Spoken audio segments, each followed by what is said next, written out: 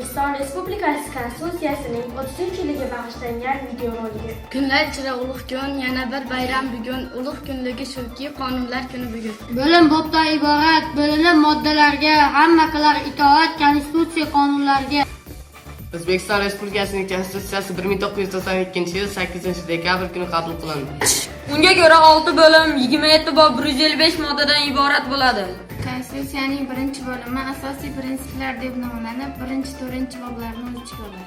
Konstitutsiyaning ikkinchi bo'limi inson va fuqarolarning huquqlari, erkinliklari, burchlari deb nomlanib, 5-11 boblarni o'z ichiga oladi. Konstitutsiyaning 3-bo'limi jamiyat va shaxs deb nomlanib, 12-15 boblarni o'z ichiga oladi. Konstitutsiyaning 4-bo'limi ma'muriy hududiy davlat tuzilishi deb nomlanib, 16-17 boblarni o'z ichiga oladi. Konstitutsiyaning 5-bo'limi davlat hokimiyatining tashkil etilishi deb nomlanib, 18-27 boblarni o'z ichiga oladi. Konstitutsiyaning 6-bo'limi Konstitutsiyaga o'zgartirish tartibi deb nomlanadi.